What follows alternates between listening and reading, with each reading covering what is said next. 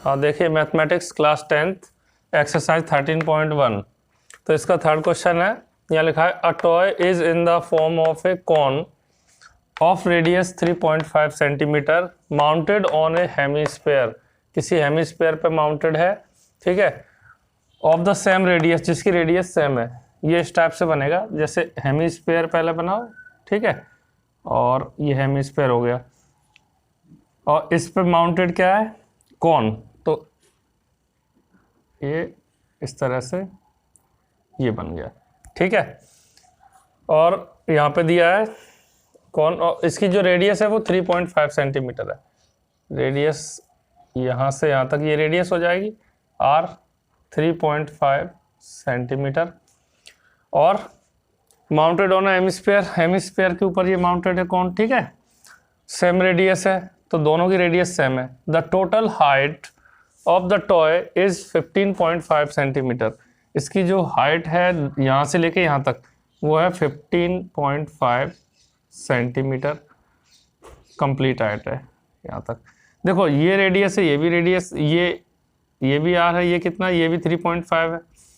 अब हमें करना क्या है, ये यहाँ से यहाँ तक 3.5 है, तो ये कितना बचेगा यहाँ पे जो h है इसकी हाइट जो है वो कितनी आएगी, 15.5 में से हम ये 3.5 इतनी हाइट कम कर घटा देंगे, 3.5 0, और यहाँ पे 12, तो 12 रह जाएगी। ये कितनी आएगी, 12।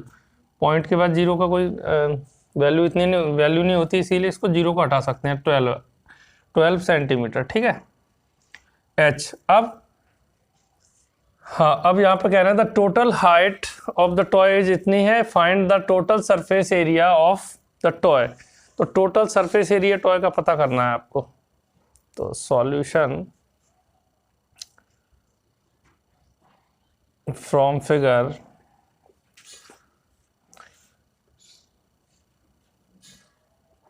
Total surface area of the toy. अब टॉय का टोटल सरफेस एरिया देखेंगे तो इन दोनों का सरफेस एरिया का फॉर्मूला आएगा, ठीक है। तो अगर मैं इसकी बात करूं तो इसका क्या होता है, 2πr²। हेमिस्फीयर का जो सरफेस एरिया क्या होता है, 2πr², ठीक है। और कौन का सरफेस एरिया होता है, πrl। हाँ, अब यहाँ पे समस्या ये है कि l हमें पता करना पड़ेगा। ये l स्लैंट हाइट होती है, l की वैल्यू तो दी नहीं है, ठीक है। r और h की वैल्यू है हमारे पास, तो l की वैल्यू हम पता कर लेंगे, ठीक है। तो l की वैल्यू यहाँ साइड में मैं पता कर लेता हूँ कितनी होगी l की वैल्यू। l की वैल्यू पता चल जाएगी, फिर इसमें वैल्यू पुट कर देंगे, आंसर आ जाएगा, ठीक है। या फिर इस साइड लिख लेता हूँ यहाँ, ठीक है, यहाँ सॉल्विंग हो जाएगी। यहाँ पे l की वैल्यू पता कर लेते हैं। तो देखो यहाँ लिखेंगे हम, फिगर में देखेंगे, ये देखो ये ट्राइंगल इस तरह बन रहा है। अगर मैं इसको मान लूँ a, इसको b मान लेता हूँ, और इसको मान लो c मान लो, कोई दिक्कत नहीं। अब देखो यहाँ पे और यहाँ o मान लो इसको, तो COB, अगर इस ट्राइंगल को मैं ले लूँ, ये जो ट्राइंगल है COB, तो देखो इन ट्राइंगल COB ये ट्राइंगल, तो ये यहाँ पे ये 90 डिग्री एंगल है, इसके सामने ये हाइपोटेन्यूज है। तो पाइथागोरस थ्योरम क्या होती है,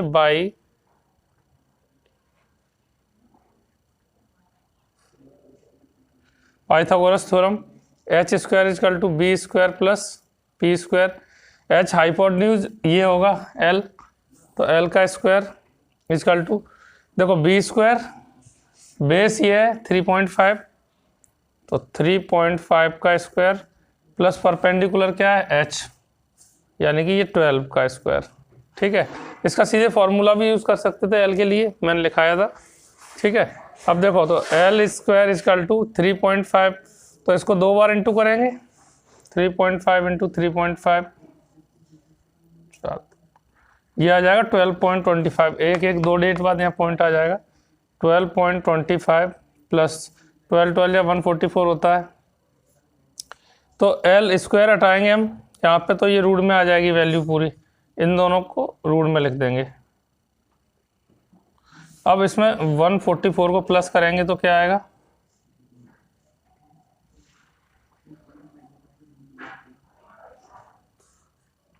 L इजकल टू 156.25 ये आ जाएगा। ठीक है, अब इसका स्क्वायर रूट फाइंड कर लेंगे 156.25। तो देखो यहाँ से पेयर बनाएंगे, ये डेसिमल लगा तो इधर की तरफ बनेंगे, एक पेयर ये हो गया और यहाँ 0 मान लेंगे, एक ये हो गया और ये इधर की तरफ बनते हैं। ठीक है, अब ये 1 है तो 1 बन जाए, 1 कर देंगे हम यहाँ, 1 में से 1 गया कुछ नहीं, ये वाला पूरा पेयर आ जाएगा 56। ठीक है, प्लस जो यहाँ पे था वही हम यहाँ प्लस कर देंगे, 1 और प्लस 1 कर दिया तो 2 हो गया यहाँ पे। अब यहाँ पे हमको ऐसी वैल्यू लेनी है जो 56 से ज़्यादा ना आए। ठीक है, जैसे मैं यहाँ पे अगर 3 रखता हूँ तो 23 इंटू यहाँ भी 3 रखना पड़ेगा। ठीक है, तो 69 ज़्यादा हो रहा है तो 2 रखो यहाँ 2। तो देखो 2 का 22 में इसमें होगा 2 2 या 4, 2 2 या 4, 44 आ जाएगा, 6 में से 4 जाएगा 2, 5 में से 4 जाएगा तो 1। ठीक है, अब ये डेसिमल लगा, यहाँ भी डेसिमल लगा दीजिए और 25 यहाँ पे पूरा आ जाएगा, ये 25 को ये पूरा पेयर जो है ये यहाँ लिख लिया जाएगा 25। ठीक है, और ये 2 लिखा था यहाँ +2 कर दो, यही रूल होता है इसमें, और 2 2 4 और ये 2। ठीक है, लास्ट में 5 है तो 5 से कैंसिल होता है, ये हमें मालूम है। ठीक है, 5 यहाँ लिखो, यहाँ भी 5। अब 5 का इंटू 400 वो 245 में, इसमें 5 का इंटू करेंगे,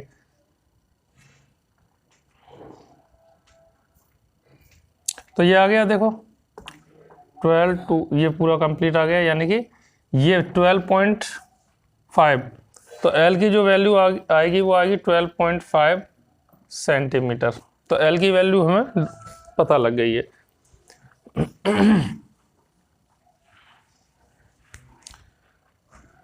अब इसे सॉल्व कर लेते हैं, यहाँ से कुछ कॉमन आ रहा है, देखो पाई दोनों में है, R दोनों में है, तो पाई R कॉमन ले लो बस, तो यहाँ से 2 बचेगा और यहाँ से एक R बचेगा, प्लस पाई R तो कॉमन है तो L बचा इधर से।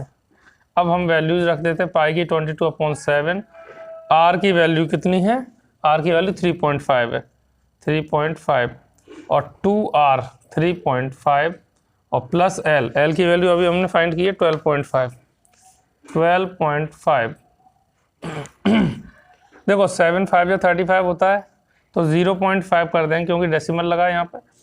अब 5 का इसमें इंटू कर देंगे और एक डिजिट बाद डेसिमल आ जाएगा। ठीक है,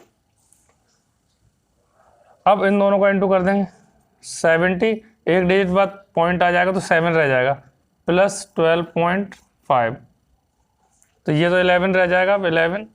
अब 12.5 में 7 ऐड कर देंगे। ठीक है, तो 12 और 7 19। ठीक है, 19.5। अब 11 का इंटू कर देंगे,